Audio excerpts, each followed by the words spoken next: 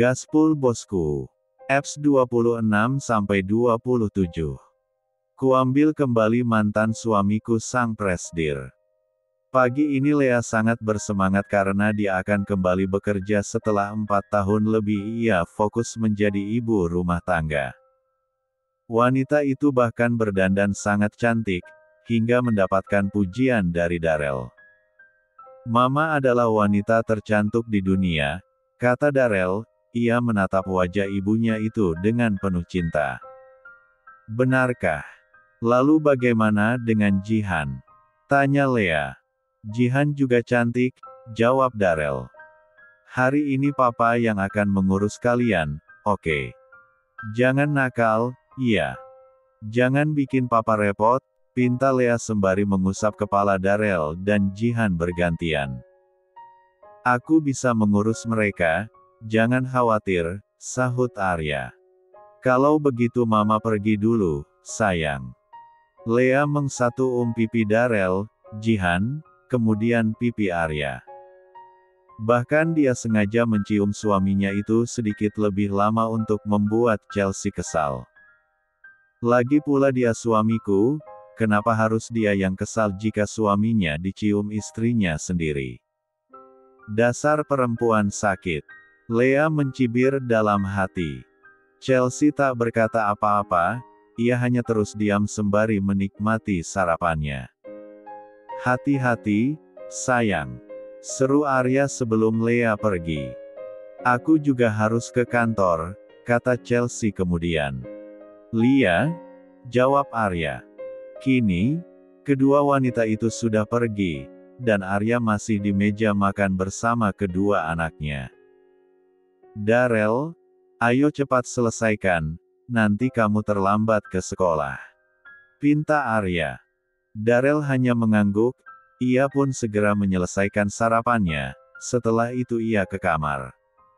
Sementara Arya kini mengurus Jihan.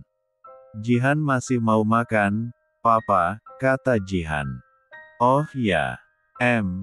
Kalau gitu nanti Jihan cuci tangan sama Bibi, ya. Papa mau mengantar kakak ke sekolah." Jihan mengangguk pelan, dan lagi-lagi ia mengambil makanan yang jatuh di meja. "Jihan, makan yang ada di piring," seru Arya, ia mengambil tisu dan mengelap makanan yang jatuh ke meja. "Papa."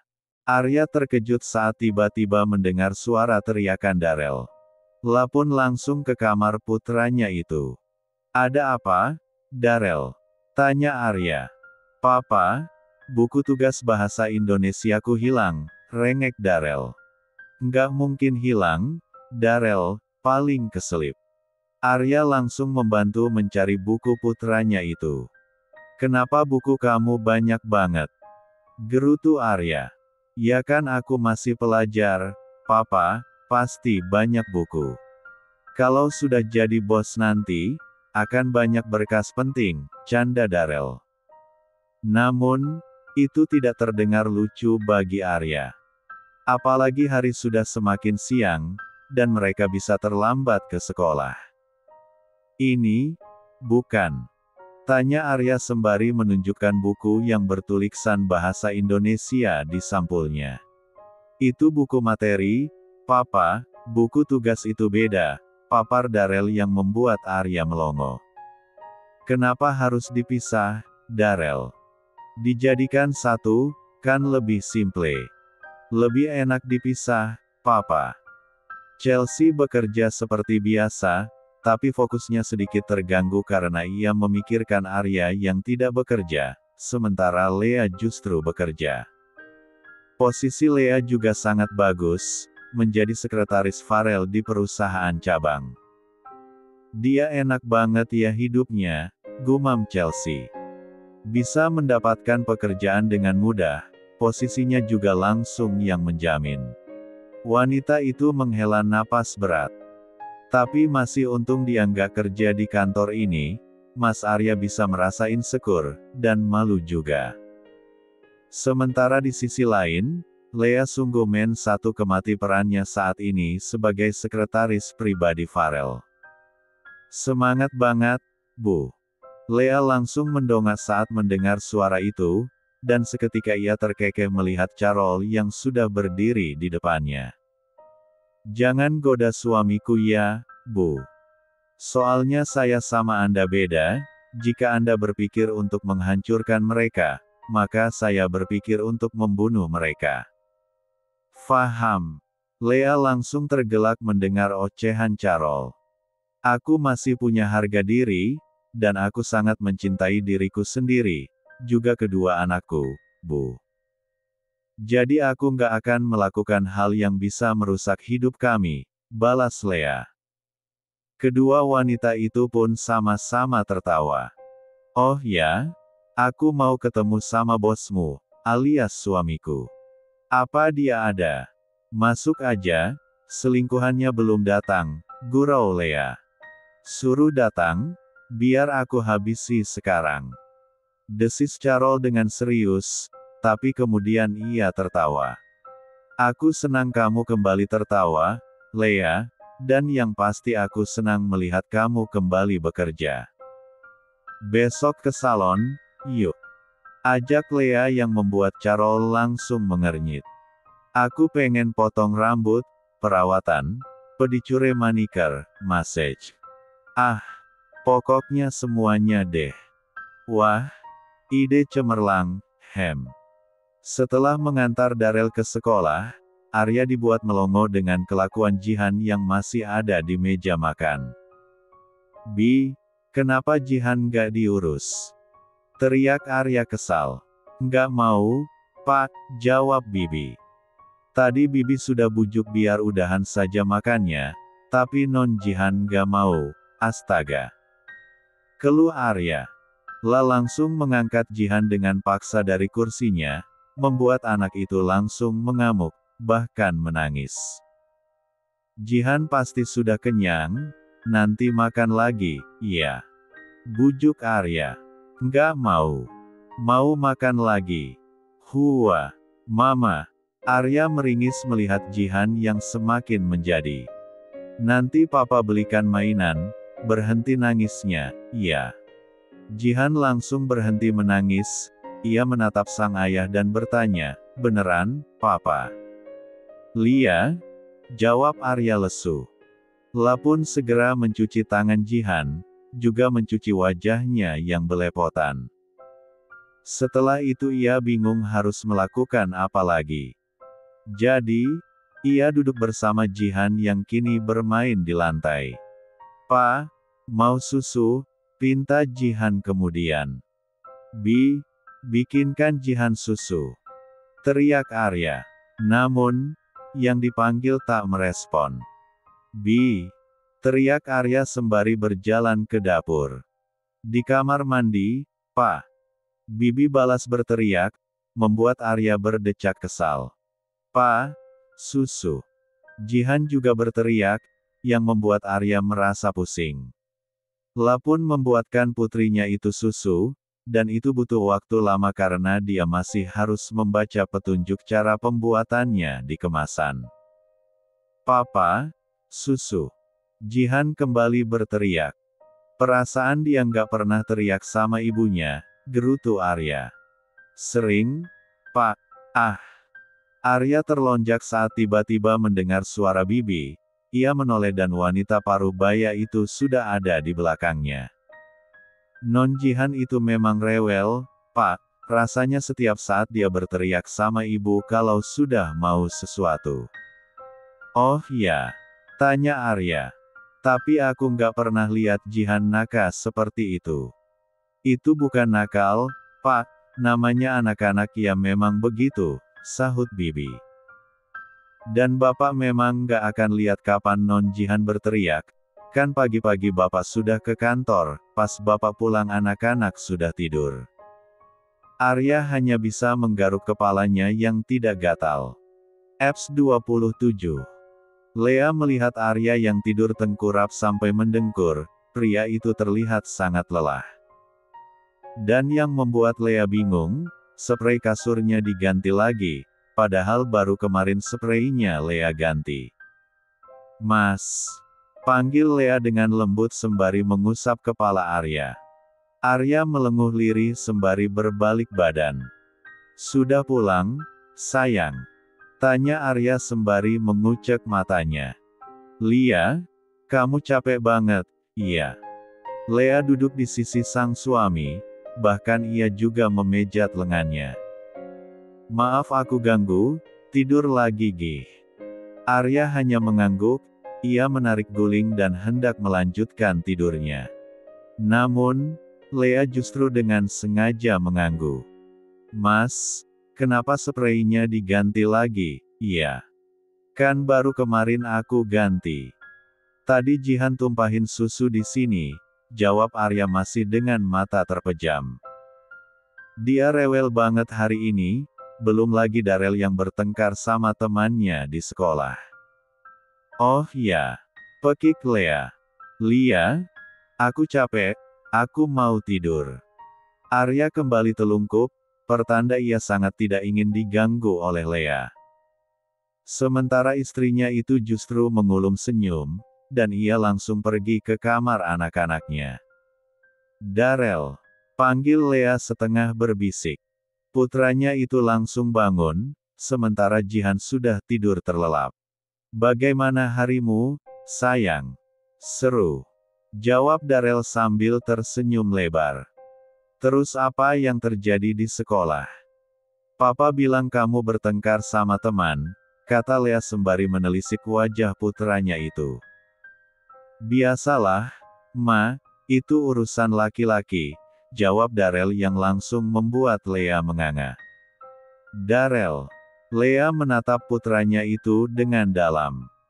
Mama tahu nggak pernah bertengkar sama siapapun, atau mama yang nggak tahu kalau sebenarnya kamu bisa bertengkar sama teman? Tanya Lea. Selama di sekolah itu, Lea memang tidak pernah mendapatkan laporan bahwa putranya itu bertengkar di sekolah. Lalu kenapa tiba-tiba hari ini Darel bertengkar? Apa kamu sengaja melakukan ini untuk membuat papa repot? Lea memicingkan matanya pada Darel. Enggak, Ma. Bantah Darel dengan tegas. Teman Darel tadi dibuat nangis, jadi Darel marahin yang buat dia nangis, ujar Darel sambil menunduk. Semenjak Darel melihat mama nangis karena papa, Darel jadi kesal kalau lihat ada orang yang bikin orang lain nangis. Lanjutnya yang membuat Lea terhenyak. Baru satu masalah yang terjadi, baru satu luka yang mereka alami.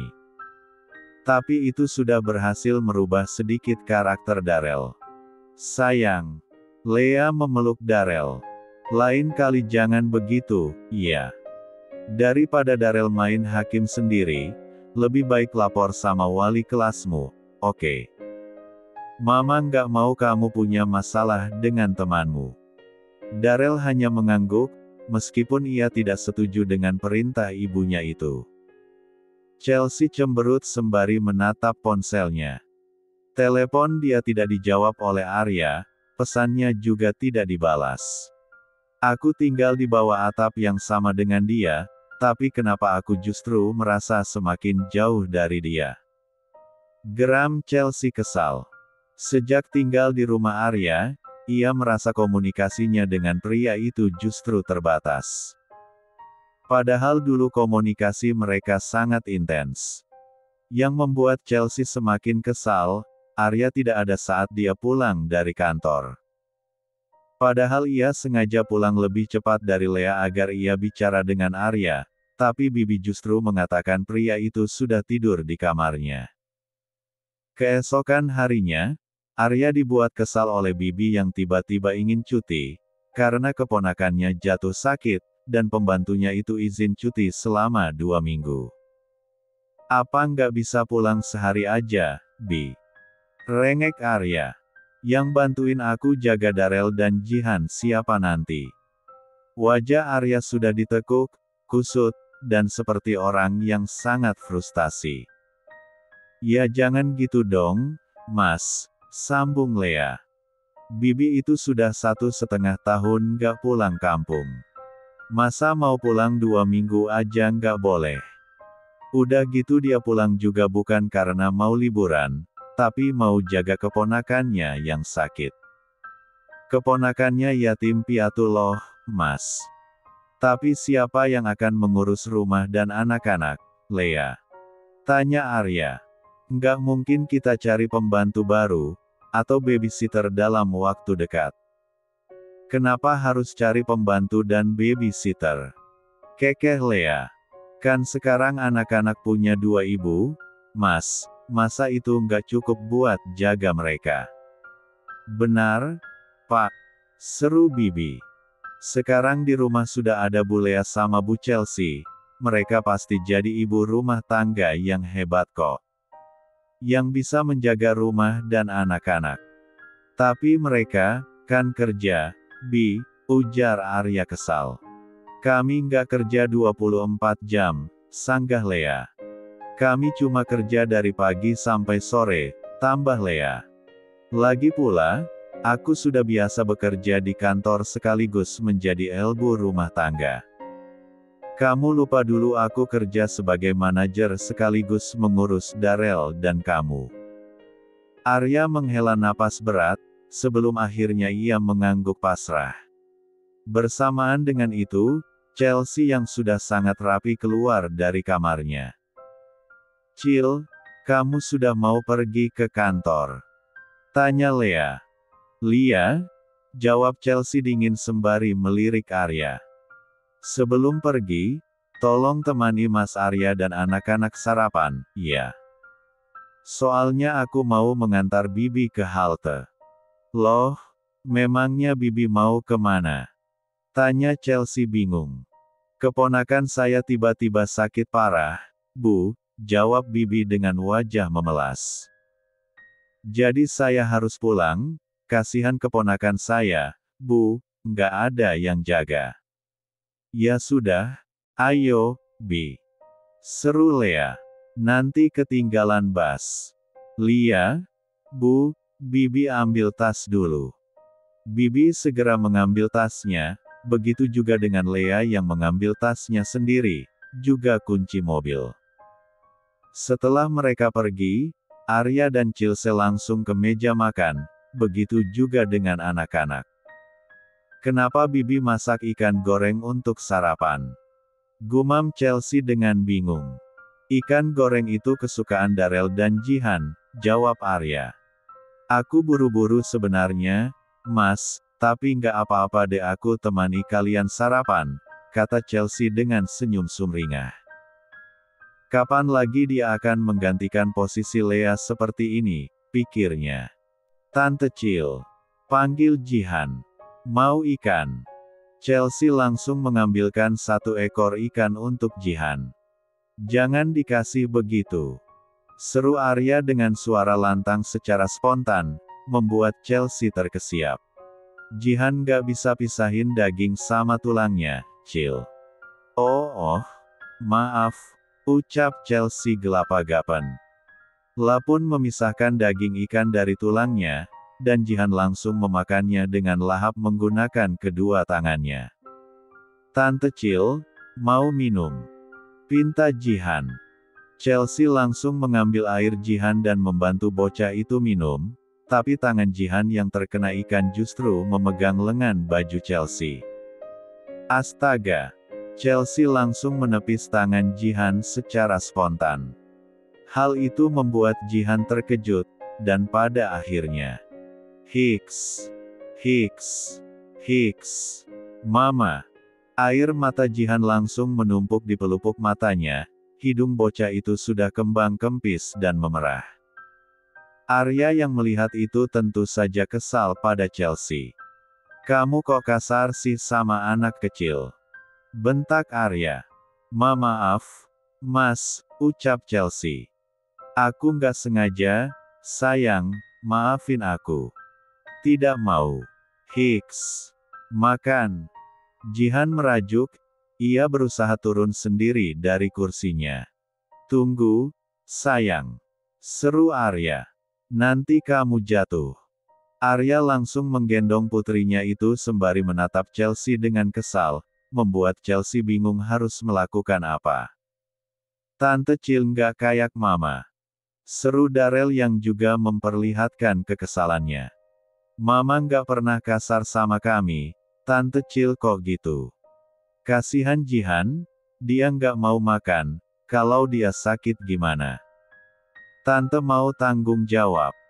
Chelsea hanya bisa meringis mendengar ocehan bocah itu, ia sama sekali tidak bermaksud kasar, tindakannya itu terjadi begitu saja karena Chelsea tidak mungkin pergi ke kantor dengan baju yang bau ikan.